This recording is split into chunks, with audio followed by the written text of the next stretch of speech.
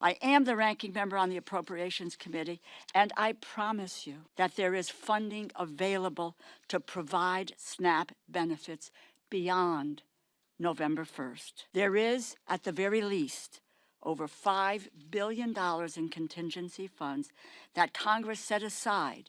Congress, Democrats and Republicans, set aside explicitly to pay out SNAP benefits in the event of some unforeseen circumstances, like President Trump's shutdown. They are, in fact, by doing this, in violation of the Empowerment Control Act of 1974. The contingency funding that we set aside for SNAP is not optional spending. It is required by the law.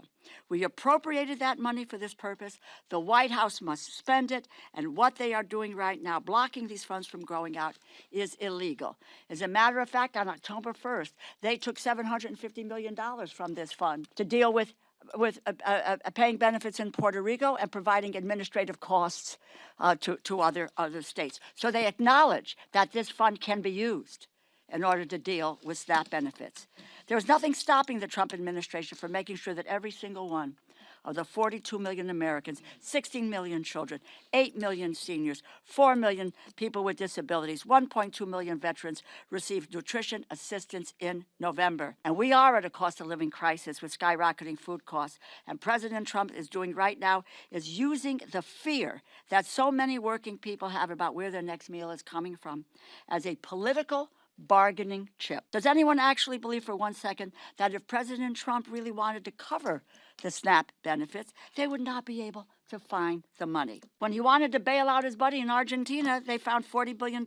When he wanted to build a new ballroom to host his billionaire donors, they found $350 million. They found the money.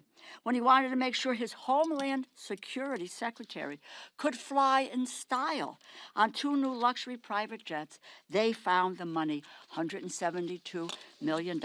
But now, when it comes to making sure hungry families can put food on the table, all of a sudden, they can't find the money. And what it costs us every month is $8 billion.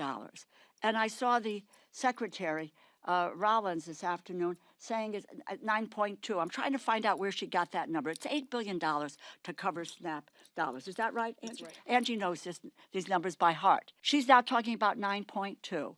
False. And that there is no, they have, with the snap of a finger, that money can be released and get to people who need it. So if there's between $5 and $6 billion, we may be $2 billion short, but that's enough to get us into November until what we're doing, and then we can look to deal with the rest of it. The Trump administration is more than happy to cut backroom deals. They want to dole favors out to the highest bidders. It's a shame that 16 million children who rely on SNAP benefits did not shell out a hefty donation to the president's inaugural fund. But they're only kids, after all.